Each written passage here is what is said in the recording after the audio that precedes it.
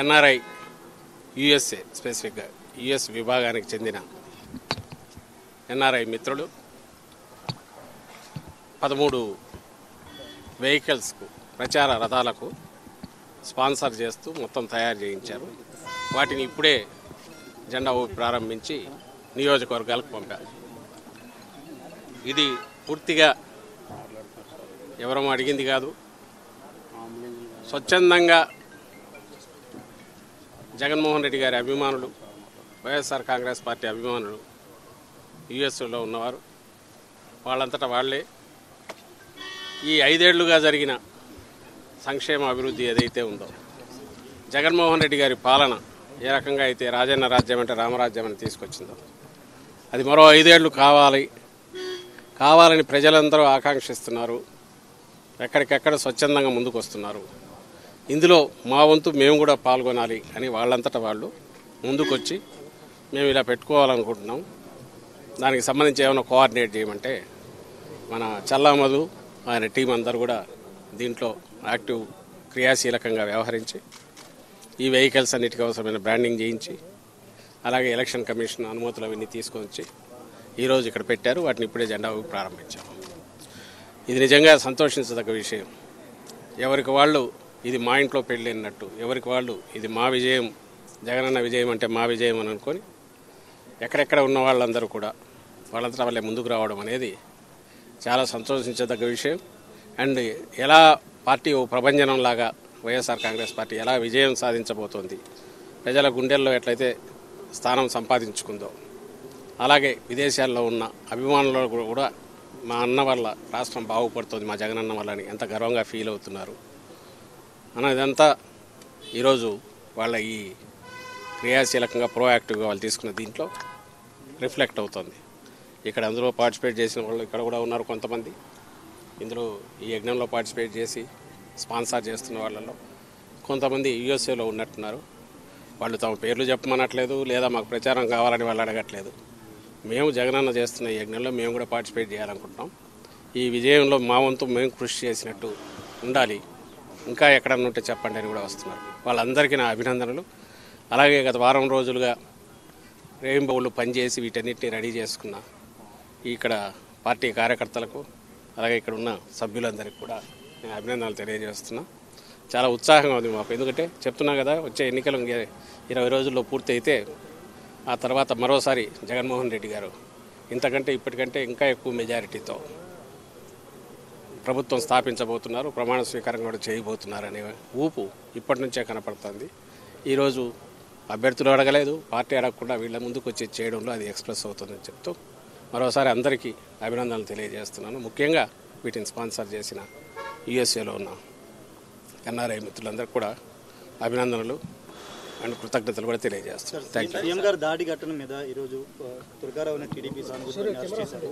మీరు మొదటి నుంచి ప్లాన్డ్ అటాక్ అని మీరు మొదటి నుంచి చెప్తున్నారు, ఈరోజు వాళ్ళని అరెస్ట్ చేశారు. ప్రీ ప్లాన్డ్ అటాకే. ఇప్పుడు ప్రీ ప్లాన్డ్ అటాక్ అనేదానికి రీజన్ కూడా చెప్పాము. ఎందుకు చెప్పామంటే జరిగిన పద్ధతి కానీ ఆ ఫోర్స్ ఎంత ఫోర్స్ఫుల్గా వచ్చింది అనేది కానీ అది ఇద్దరికి తగిలి కూడా అంతే ఫోర్స్ఫుల్గా తగలడం అంటే ఇట్ ఈజ్ నాట్ ఎవరో ఆకతాయి చేసిందో ఊరికి గాల్లోకి విసిరిందో ఇచ్చేసిందో కాదనేది అక్కడ క్లియర్గా అర్థమవుతుంది. గురి పెట్టి కొట్టారు, అదృష్టవశాత్తు తప్పింది, మా అదృష్టవశాత్తు అది తప్పింది. అక్కడికి ఈయనకు తగిలి రెండవది వెల్లంపల్లి శ్రీనివాస్ కూడా తగిలింది. ఆయన కన్నుకు తగిలింది నేరుగా.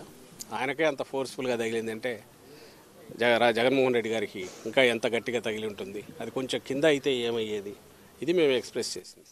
మేము ఎక్స్ప్రెస్ చేయడానికి ఒక సాలిడ్ రీజన్ ఉంది. అయితే దీని మీద వాళ్ళు టీడీపీ కానీ అలాగే పవన్ కళ్యాణ్ గారికి బ్యాచ్ కానీ వీళ్ళు అంటున్న మాటలు ఇదంతా డ్రామా అని అంటున్నారు. మళ్ళీ చెప్పాము, మళ్ళీ చెప్తున్నాను, ఇదే డ్రామా వాళ్ళని ఆడమని చెప్పండి. నిజంగా దూరం నుంచి రాయి పెట్టి కొట్టించుకోమండి ఎట్లుంటుందో. ఎవడైనా సరే అక్కడ నుంచి రాయి పెట్టి కొట్టించుకోవడము ఇంకోటి చేయడం అనేది సాధ్యమా? సెకండ్ థింగ్, ఆ కాన్స్టిట్యున్సీకి సంబంధించిన బోండావమో ఎవరో టార్గెట్గా మూవ్ అవుతున్నారు, ఆయన ఇరికించాలని చూస్తున్నారు అంటారు. ఇరికించాలని చూడడం ఇది. రేపు ఎవడైనా సరే హత్య చేసిన వాడైనా నన్ను దీంట్లో ఇరికించాలనుకుంటున్నారంటే ఎట్లా కుదురుతుంది?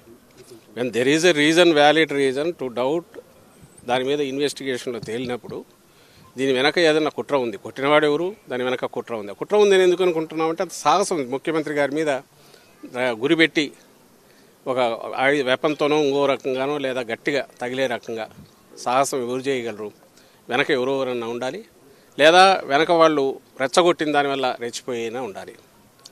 ఇందులో ఎంతవరకు ఆ వెనక ఉన్న వాళ్ళ పాత్ర ఉంది అనేది కూడా ఇన్వెస్టిగేషన్ అయితే దాని ప్రకారం మూవ్ అవుతారు. ఇందులో ఒక నిరికించేది ఏమి ఉండదు. వాళ్ళు చేసి ఉంటే దొరుకుతారు, దొరికితే చట్టం పని తను చేసుకుపోతుంది, లేదు అనుకుంటే అక్కడికి ఆగుతుంది. కానీ ఒకటి ఖాయంగా కనపడేది ఏంటంటే ఇది ఒక పథకం ప్రకారం జరిగింది అనేది మేము ఏదన్నామో అది రుజువు అవుతుంది. అలా అనడానికి కూడా వ్యాలిడ్ రీజన్ మననే చెప్పాం. అలాగే మళ్ళీ చెప్తున్నాం, ఒకవేళ ఇది ఎవరైనా డ్రామాలు అనుకుంటే ఆ రోజు కత్తితో 19లో జరిగిందైనా ఈరోజు రాయితో తగిలిందైనా ఆ డ్రామా ఏదో వాళ్ళని ఎనాక్ట్ చేసి చూపమంటున్నాం. ఒకవేళ వాళ్లకు కావాలంటే దూరం నుంచి ఒకటి వేయించుకొని రాయి ఎక్కడ తగులుతుందో ఆ సాహసం చేయమనండి. తలకాయ ఉండేవాడు ఎవడైనా డ్రామాలు వేసేవాడు అర్థం చేయించుకుంటాడా ఏమన్నా? దానికి వాళ్ళే ఆన్సర్ ఇవ్వాలి. ఈరోజు కూడా అదే మాట్లాడుతున్నారు. వాళ్ళంతటా వాళ్ళే 2 స్టోరీలు రాస్తున్నారు. వాళ్ళంతటా వాళ్ళే మేము ముందే చెప్పినట్టుగా ఇరికించాలని చూస్తున్నారని. అది అతను రోల్ ఉంటుంది కాబట్టి దాంట్లో బయటకు వస్తుంది. రోల్ ఎందుకు ఉంటుందంటే వాళ్ళు పవర్ఫుల్, వాళ్ళ ప్రాపకం లేని కింద ఇంకోడెవడో ఆ పని చేయలేడు కాబట్టి. సో మా స్టాండ్ అదే ఉంది, అదే రుజువు అవుతుంది ఈరోజు. అది బోండా ఉమా, లేకుంటే ఆయన కంటే పై వాళ్ళు ఉన్నారా, లేకుంటే ఆయన కింద వాళ్ళు ఆయన ఆశీస్సులతో చేయించారా, ఎవరు ఉంది అనేది ఇన్వెస్టిగేషన్లో తేలాలి. మేము చెప్పగలిగింది ఆ incident pre planned, pre meditated attack అనడానికి కావాల్సిన ఆధారాలు ఉన్నాయి. అది ప్రీ ప్లాన్డా ప్రీ మెడిటేటెడ్ అనడానికి ఆధారాలు ఉన్నప్పుడు దానికి తగిన మోటివ్ ఎవరుకుంటుంది అనుకున్నప్పుడు పలానా వాళ్ళు ఉండొచ్చని భావించినాము. వాళ్ళు కాక ఇంకోరు ఎవరైనా ఉండొచ్చా, అంతకంటే చంద్రబాబు నాయుడు కంటే ఇంకా పైన ఎవరైనా ఉన్నారా, లేదంటే చంద్రబాబు నాయుడు కంటే కింద వాళ్ళు అనుకున్నారా, ఇవన్నీ ఇన్వెస్టిగేషన్లో తేలాల్సినవి. మేము జరిగింది దాడి, అది హత్యాయత్నం. దానికి సంబంధించి ఎవరు బాధ్యులో వాళ్ళు పట్టుకునే ప్రయత్నం చేస్తే బాగుంటుందని కంప్లైంట్ ఇచ్చారు, వాళ్ళు ప్రయత్నం చేస్తున్నారు. ఇప్పుడు అక్కడ ఎవడో బయటకు వచ్చినప్పుడు ప్రతి ఒక్కరిని మీరు ఇరికించాలని చూస్తున్నారంటే అది సాధ్యమైంది. ఎవడైనా తప్పు చేసినోడు నన్ను ఇరికించాలని చూస్తున్నారంటే ఎంత దాంట్లో రేషనల్ ఉంటుందో, హేతుబద్ధత ఉంటుందో, దీనికి అంతే ఉంటుంది. ఏమున్నాయి, మోడల్ కోడ్ అప్లై అవుతుంది అన్నారు. సో ఆ మోడల్ కోడ్ ప్రకారం ఏది అప్లై అయితే అది అవుతుంది, అంతే కదా. మంత్రులకు ఏది అప్లై అయితే క్యాబినెట్ ర్యాంక్ ఉన్న వాళ్ళకి అదే అప్లై అవుతుంది. అది ఏముంటుందో దాని ప్రకారం ఉంటుంది.